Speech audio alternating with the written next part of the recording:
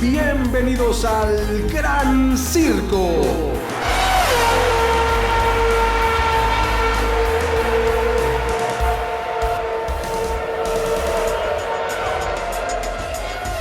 ¿Cómo están? Bienvenidos al Gran Circo. Este espacio dedicado completamente a la Fórmula 1, donde, bueno, pues no ha comenzado aún la temporada, es decir, las carreras, los grandes premios, pero nosotros ya sentimos que estamos a nada, a unos pasos solamente de llegar a esa primera carrera, ese primer gran premio de la temporada 2023. Mi querido César Olivares, te saludo con todo gusto, igualmente a todas las personas que hoy nos acompañan. Te saludo con mucho gusto, Oscar, igual a todos ustedes, gracias por acompañarnos aquí en un episodio más del Gran Circo.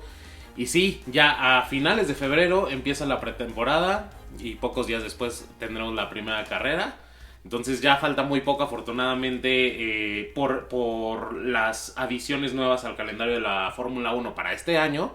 Se tiene que empezar un poquito antes. Entonces eso nos beneficia a todos los aficionados que ya estamos comiéndonos las uñas para que ya empiecen las carreras. Porque aparte han habido noticias estas últimas semanas.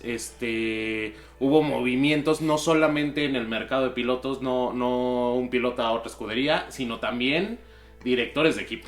Y sí, eso es muy importante. Muy importante, desde luego. No solamente existe la silly season para los pilotos, también para los directivos. Y esta es más o menos como la época. También se puede dar a lo largo de la temporada, ¿no? Pero generalmente más o menos por estas fechas es que se dan esos cambios. Y sí, efectivamente, se han dado casos importantes y en algunos casos sorprendentes, ¿no? Es como por ejemplo el caso de Jost Capito, que finalmente termina saliendo de la escudería y por una mala relación con uno de los patrocinadores, con Dorilton, y entonces eso pues provoca la salida de Jost Capito, que hasta el momento no venía haciendo las cosas mal en una escudería que está ávida de éxitos y de recuperar un lugar que ha perdido y que pareciera que no ha pasado nada. De Williams, me refiero, sí, desde luego.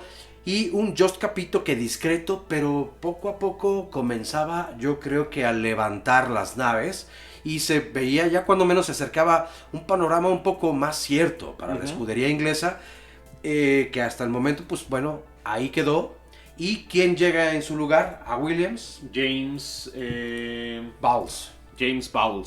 Otro inglés. Inglés, pero también, aparte, estratega. Ex-estratega de Mercedes. Así es, e importante, ¿eh? Importante porque ahí, a mi parecer, fue como decir, o sea, más bien Toto Wolff lo debió haber señalado como vas a dirigir Williams. Finalmente, recordemos que Williams recibe motores de Mercedes, entonces hasta cierto punto Mercedes puede dirigir también un poco la escudería, indirectamente. Y hasta donde yo tengo entendido, también Toto Wolff tiene algunas acciones en Williams. Eso no lo sabía, estoy enterado de lo de Mercedes, pero no sabía de Williams. Pero finalmente es como Red Bull con Alfa Tauri o sí, son primas, ¿no? Ferrari con Alfa Romeo. Puede ingerir ahí en algunas decisiones. Entonces ya hay director para el equipo de Williams, esperemos que levante esta escudería porque sigue quedándonos a deber a muchos y más por todo el contexto histórico que tiene, ¿no? Frank Williams, ahí corrió Senna, Alain Prost, varios campeonatos, mucha historia de esta escudería como para estarla viendo tan al fondo en la tabla, ¿no? Sí, es la verdad, es una escudería de una altísima tradición que ha formado parte de la historia muy importante de la Fórmula 1.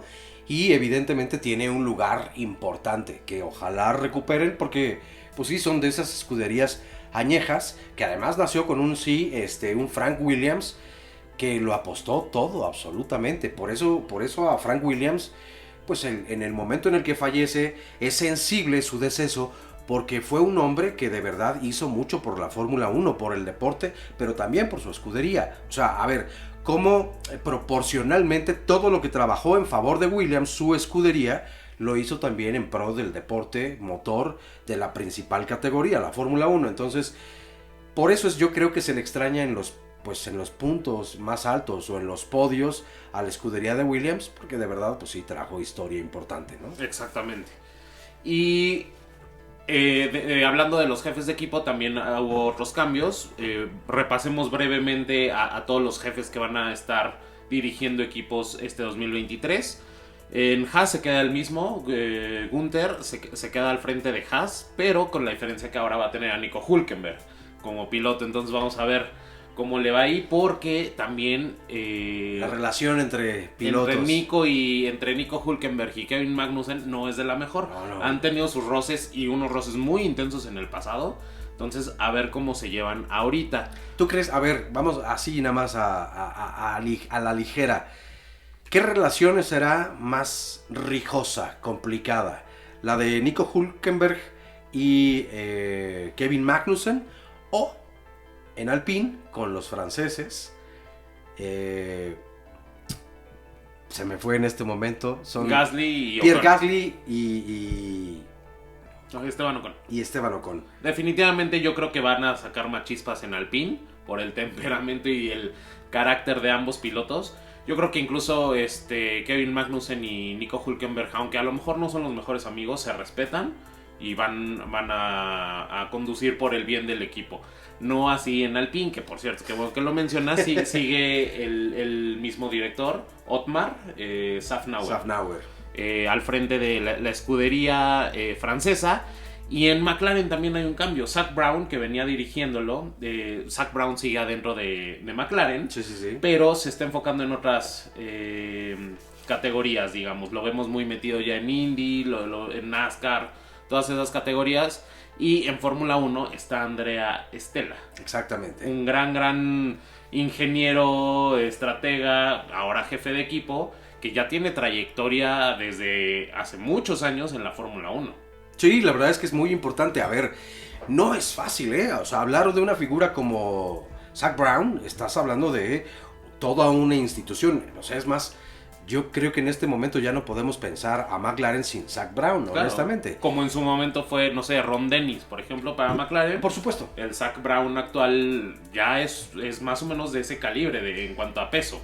Pero tienen, evidentemente, sí, muchos más intereses en otras categorías del deporte motor, y ese es el papel que está haciendo, además, muy bien Zak Brown, porque lo que está logrando en Indy han sido cosas importantes, no son menores. Tal vez algunas tomas de decisiones, yo no sé si precipitadas o equivocadas, pero que me parece que esto es lo que precipita entonces también el cambio, porque tiene que atender entonces de forma un poco más presencial todo este tipo de cosas para que los negocios a la escudería McLaren, que no solamente es Fórmula 1, pues le represente un cambio en lo positivo, ¿no? Sí, claro, totalmente de acuerdo.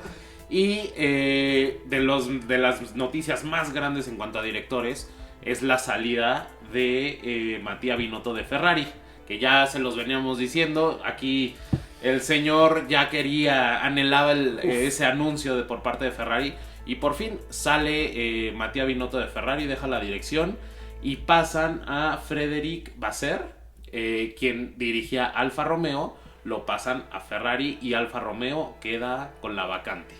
Sí, la verdad es que esta fue, digamos, la de los directores de los movimientos, fue de los primeros incluso.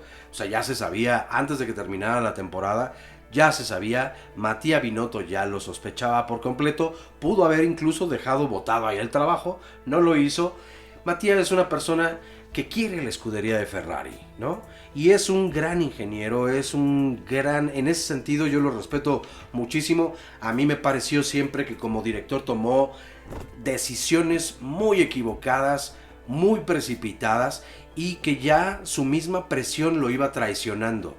Quiso guardar aparentemente la calma cuando en realidad no había calma en Ferrari. Todo era erupción, todo era volcánico y tempestad, porque ya no sabían cómo parar los escándalos desde Maranello o por todas partes del mundo, porque tifosi, es decir, las aficionadas a la escudería de Ferrari hay por todo el mundo. Y entonces la crítica no solamente es en Monza, no solamente es en Italia, es en todas partes. Y Mattia Binotto era quien representaba a todo Ferrari. No, desde Maranello siempre han defendido mucho a Ferrari, a pesar de que las cosas no vayan bien, pero ahorita ya los mismos de Maranello, la prensa italiana, no defendía, atacaba a Mattia Binotto. Entonces ahí no necesitas otra señal para saber que todo está perdido. Entonces, como tú dices, yo creo que más bien ya lo sabía. Exacto. Como señales tampoco necesitamos para saber que ya nos urge ir a pits, porque estas llantas ya se acabaron, así que no se vayan porque estamos aquí en El Gran Circo.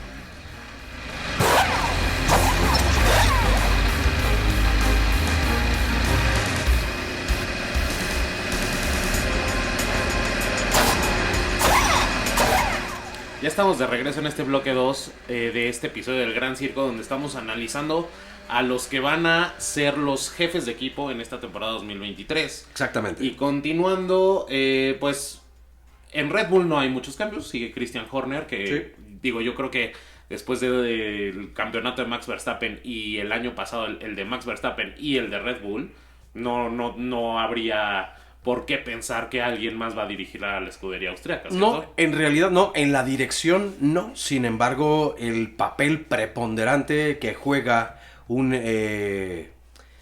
Marco, ahí hay un rumor importante, porque no sé, pero hay gente que se resiste un poco a que salga de la Fórmula 1 Sebastian Vettel. Y desde el año pasado comenzó este rumor de que sería muy bueno que Sebastian Vettel, siendo tan prolijo como lo fue en una escudería como la de Red Bull, llegara en lugar de Helmut Marko, ¿no? Como asesor, y que lo podría hacer bastante bien. Tiene los contactos, tiene los conocimientos, tiene la experiencia, pero además tiene juventud. Algo así más o menos como lo que hizo Niki Lauda en el equipo de Mercedes-Benz, ¿no? Claro, Niki Lauda con una edad muchísimo más avanzada, y Sebastian Vettel pues con años, muchísimos años que le restan por vivir seguramente. A mí me parece algo difícil. Ahorita por lo menos. En este momento, exacto. ¿Por qué? Porque una de las principales razones por las que abandona la Fórmula 1 Sebastian Vettel no es porque ya no le guste competir, porque ya no le guste correr, le encanta, lo ha declarado varias veces, incluso dejó entredicho o con alguna duda su posible regreso. Dijo, no lo sé, en este momento no, pero por eso aclaro, en este momento no. Yo creo que le sigue gustando y mucho, y probablemente regrese en algún momento a la Fórmula 1 en cualquiera de estos ámbitos, pero no sé si ahora. No, yo tampoco, yo pienso que él está más enfocado en otras cosas ahorita, lo cual está bien, y quizá en un futuro, como tú dices, a lo mejor como Niki Lauda, o quizá un poco más joven, pueda regresar a un puesto directivo en alguna escudería. En cuanto a Mercedes, Toto Wolff sigue a la cabeza. Así es. Y yo creo que de ahí nadie lo va a mover en un muy buen rato. No. ¿Qué vas a Gane mover? el equipo o pierda, mientras siga competitivo, ahí va a seguir. Y Alfa Tauri. Alfa Tauri tiene a Franz Tost. Así es, austriaco. Y Mike Krack en Aston Martin. Bueno, pero a ver, en Alfa Tauri sí hay un cambio. ¿En qué sentido? En que Nick De Vries, que se suma a las filas de la escudería italiana, está por primera vez en la Fórmula 1 y en esta escudería, y estrenan a Franz Tost, ¿no? Ajá. Entonces, sí hay una expectativa, no digo que alta, pero a ver, llega Nick De Vries en lugar de un Pierre Gasly que fue muy escandaloso, que cuando menos era mediático, ¿no? Entonces, se esperan cosas de Nick De Vries y se esperan también cosas de Franz Tost. De Tsunoda ya no. Mira, la verdad te digo algo. Yo esperaba la temporada pasada. Me parecía que era el momento para Yuki. Yo creo que esta temporada, al igual que la pasada, va a ser muy irregular o regularmente para abajo, de la mitad de la tabla para abajo. Y me parece, si otra cosa no sucede, eso sí lo creo. Si en esta temporada Yuki Tsunoda no mejora, no lo vamos a volver a ver en la parrilla para el 2024. De acuerdo, yo también pienso igual. Yo creo que es la última oportunidad para Tsunoda de brillar y de hacer algo, y si no lo hace, pues hay muchos en la fila que mueren por una oportunidad en un asiento. Y ya lo vimos, ¿no? Muchos. Exacto, entonces o te aplicas, Yuki, o pues a lo mejor no te volvemos a ver en la Fórmula 1. ¿Copelas o cuello? Exacto. Y como decía, finalmente Mike Krack en Aston Martin, ahora trabajando de la mano con un piloto experimentado. Ajá. Y con un piloto joven como es Lance Stroll. pues joven, inexperto, Consentido. inesperado, consentido, mimado. Ay, no sé qué tanto decir de la familia Stroll, caray, porque tanto las decisiones de Lawrence Stroll como las actitudes de Lance Stroll, pues sí me siguen pareciendo muy pretenciosas. A ver, ya se dijo, y yo sé que no estás muy contento con la noticia de que los motores, si hay cambios y si hay mejoras, siempre irán para el piloto canadiense. No es porque tenga ni la mayor habilidad, ni la mayor experiencia, sino porque es El hijo vínculo del familiar. patrón. Punto. Aquí no hay más de qué hablar. Si lo hizo con Sebastian Vettel, con Fernando Alonso, pues también lo puede hacer y lo está haciendo. Claro. ¿Le cae bien esto al asturiano? Por supuesto que no le cae bien, pero sabía que estas cosas iban a pasar. O sea, tanto Sebastian Vettel como Fernando Alonso estaban conscientes de a dónde llegaban, ¿no? Y ahora, ojo, porque Aston Martin, por medio de sus redes sociales, ha amenazado mucho a todas las demás escuderías con traer un coche Sí, que por lo menos va a pelear por la tercera posición la temporada que viene. Entonces, no sé qué mejoras traigan. A mí me parece muy aventurado decir algo así. Ni siquiera estamos en la pretemporada, no se ha visto absolutamente nada. Finalmente es chamba también mercadológica de todas las escuderías fanfarronear un poco sobre el motor, el monoplaza que pudieran estar desarrollando para la temporada. Pero Aston Martin hizo exactamente lo mismo en la temporada pasada y ya vimos cómo le fue. Mira, a mí me parece que Lawrence Stroll de verdad es un tipo que presume generalmente que él es el dios para todo, ¿no? Para los negocios, que él es un empresario extraordinario, y sí, es un gran empresario, eso no hay duda en ello, pero en la Fórmula 1 la verdad es que las cosas no se les han dado, ¿no? En ningún sentido. La mejor temporada que tuvieron fue cuando Checo Pérez estuvo allí, y no han tenido otra mejor, porque fue cuando Y era Racing Point. era Racing Point, ni siquiera era Aston Martin todavía, pero fue cuando llegaron a los podios que obtuvieron. Uh-huh. Fuera de eso, ya no ha habido más. Y eso porque prácticamente habían comprado el Mercedes del año pasado y lo pintaron de rosa. Que además sí era un motor de estos que, bueno, como andaba en esa temporada Mercedes-Benz, me refiero al anterior, claro. Andaba muy bien. El único que no dijo nada fue Toto Wolff. Claro. Pero todas las demás escuderías dijeron, entre ellas, por ejemplo, un ahora ex jefe de la escudería, te iba a decir Zak Brown, no, pero también fue uno de los que se quejó. No, pero Safnauer, Uh-huh. ¿no? También se quejó. Más bien recibía las quejas porque en ese momento él era el director de Racing Point. Y dijo, ¿cuál es el problema? No, aquí hemos hecho las cosas bien. Pero siempre cambian cuando uno está en otra escudería, ya empiezan las críticas para otro lado. Obviamente esa relación acabó muy mal con los Stroll, pero siguen haciendo las cosas exactamente igual. Yo creo que sí, se requiere de mucho dinero, lo tiene Lawrence Stroll, lo ha invertido. Sus patrocinadores también lo tienen. Aramco también es patrocinador directo de Aston Martin, y recordemos que Aramco es una de las empresas, es la 1 o la 2 que mayor ingreso generan en el mundo, y es árabe. Entonces ya se imaginarán todo el dinero que genera esa petrolera, y aparte es socia de Aston Martin, ¿no? O sea, el dueño de Aramco o los dueños de Aramco tienen acciones en Aston Martin, entonces tienen intereses ahí porque el coche corra bien. Y funcione, exactamente. Y además, pues también es uno de los consentidos de la FIA. Claro. O sea, Aramco está por todas partes, bien blindadito, bien cuidadito, y yo creo que sí es una relación que quieren que florezca, claro, y quieren que le vaya bien, y van a hacer lo posible porque les vaya bien a los de Aston Martin.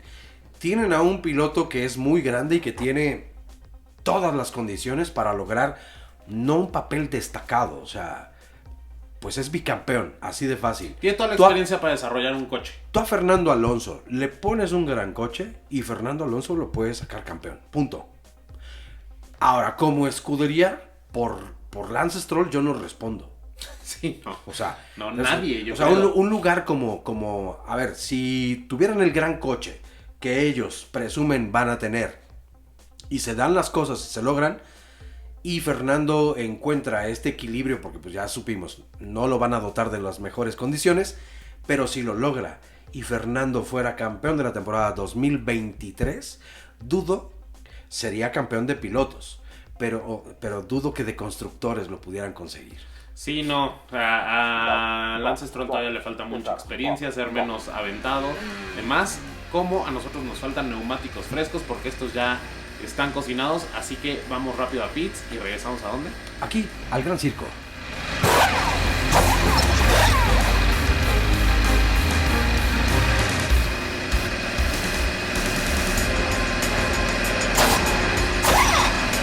Ya estamos de regreso en este bloque final de este episodio del Gran Circo, donde estamos calentando motores para la pretemporada que ya casi arranca y ya platicamos de los directores de equipo que van a estar al frente de cada una de las escuderías, y también ya hay fechas de lanzamiento, de presentación de los monoplazas al público, a la prensa, a ver qué innovaciones traen.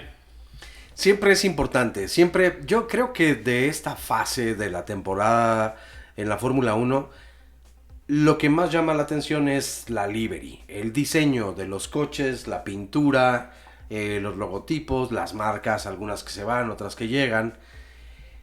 Es lo más relevante. ¿Por qué? No porque no me interese obviamente las modificaciones o cómo está el motor, por supuesto, pero eso no lo vas a ver. De entrada no se ve, no se escucha siquiera el motor.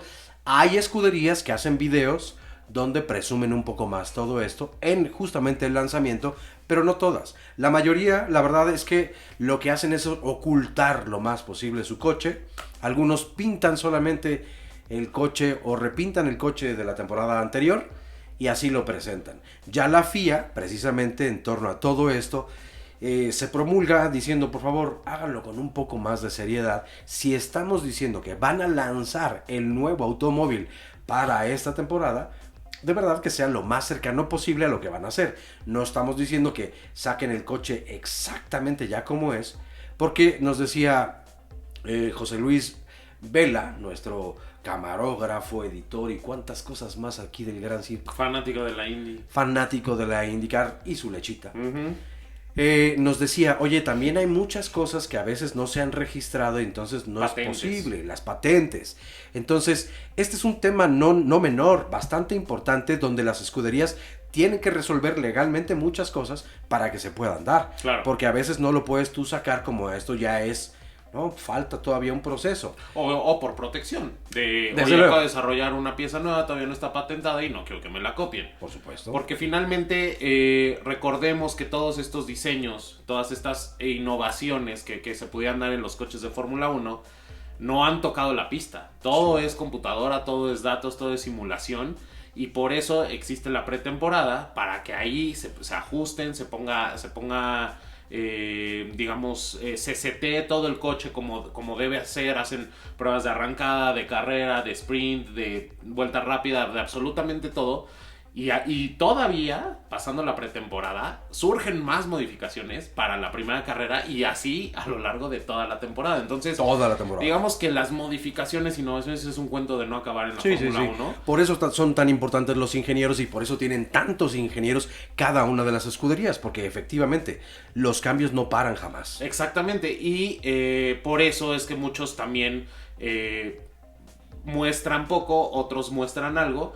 En el caso, por ejemplo, de Red Bull el año pasado, fue una burla lo que presentó. Es decir, presentó un modelo casi sin motor, solamente pintado con los colores de Red Bull, y dijo que ese era su nuevo diseño. Cuando lo vimos la primera carrera era totalmente distinto. Entonces esperemos que este año, como tú dices, o como la FIA lo está pidiendo, que sea un poquito más real, más aproximado. Sí, a lo mejor sufre modificaciones mi coche, pero el punto de partida es este. Y hablando de las fechas y de Red Bull, que es el primero. Red Bull normalmente suele ser de las primeras escuderías en presentar su monoplaza. Lo va a hacer el 3 de febrero. Así es. Seguido de Williams el 6 de febrero. Que Williams sí normalmente no presenta casi nada, ¿eh? O sea, sí.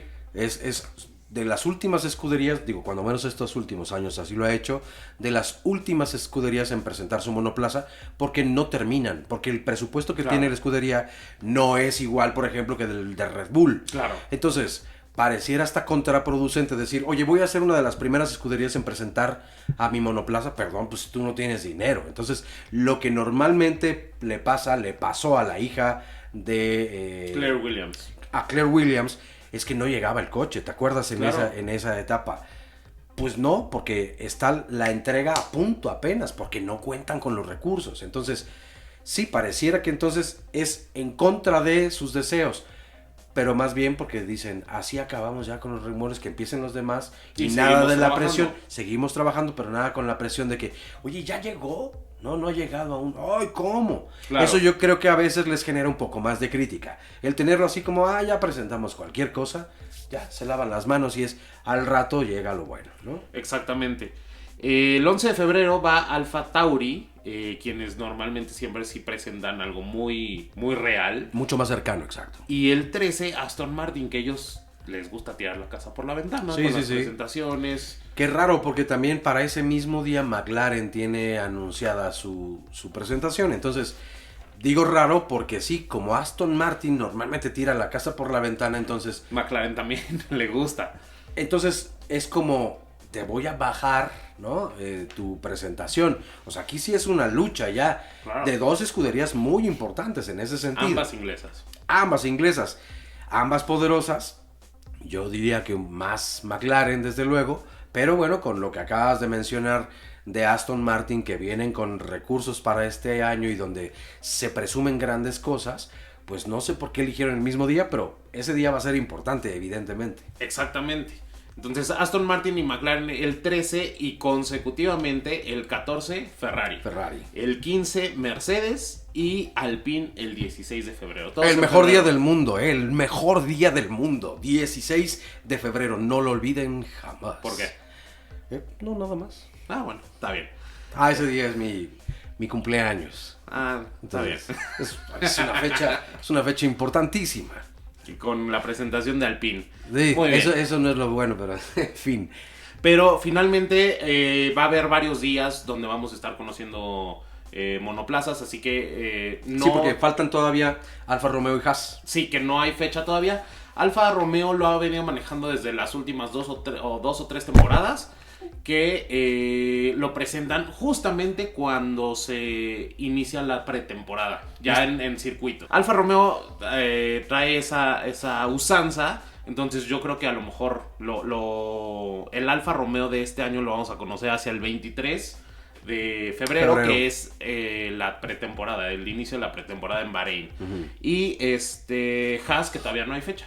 Sí, esa no la conocemos. Tampoco urge. No es que no sea importante Haas, pero bueno, a ver. Ahí sabemos que se mueven las cosas. A ver. Hablando un poquito de lo de Haas. Fíjate que esto me da pie para hacer un cambio de tercio y entrarle a otro tema que me parece muy importante y que considero que incluso tendríamos que profundizar mucho más. ¿A qué me refiero? Al caso Team Andretti. ¿Por qué? Porque sabemos precisamente que el dueño de la escudería Haas, que es Gene Haas, norteamericana, pues la FIA cada vez más y más y más hace por recibir a la inversión norteamericana, o bueno, de Estados Unidos particularmente, y por eso es que en esta temporada 2023 tendremos 3 grandes premios, a diferencia de otras temporadas. Austin, Miami y Las Vegas. Así es, este año se estrena Las Vegas. En los años 80 también tuvimos 3 fechas, 3 grandes premios en Estados Unidos, en algunos años, no en toda la década. Es decir, no es la primera vez que esto ocurre, vuelve a pasar, pero por un interés muy personal que tiene la FIA en que haya inversión por parte de los estadounidenses. Y entonces entra muy bien aquí el tema de no Mario Andretti, sino su hijo Michael Andretti, que es el dueño, el jefe principal de este Team Andretti, que tiene toda la ilusión de entrar a la Fórmula 1 y ha provocado un verdadero escándalo y pandemonium entre los directivos más importantes de la Fórmula 1. Exactamente, este tema es importante, no es tan simple como suena de a lo mejor Cadillac entra de la mano de General Motors a la Fórmula 1, no, trae muchas cosas atrás, pero por el tiempo lo vamos a tocar en el episodio que viene, así que no se lo pueden perder.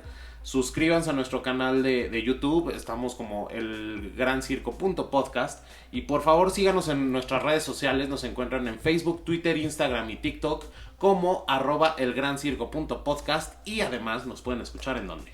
Nos pueden escuchar en Amazon Music, en Spotify, también nos pueden escuchar en Google Podcast y Apple Podcast. Exactamente, entonces ahí vamos a tener la actualización de toda la información que vaya surgiendo en tiempo real, día a día, porque sabemos que todo esto se mueve y cambia. Exactamente, y el podcast pues son nada más los martes a las 6 de la tarde, pero también por ahí vienen unas sorpresas que vamos a anunciarlas un poquito más adelante.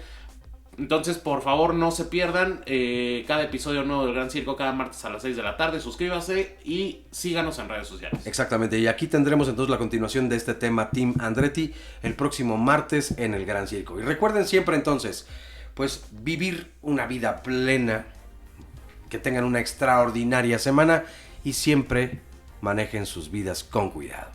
Mi querido César Olivares, como siempre, un placer compartir la mesa, los comentarios y las noticias del mundo de la Fórmula 1. Un placer, Oscar, y muchas gracias por estarnos viendo cada semana. Esto es El Gran Circo.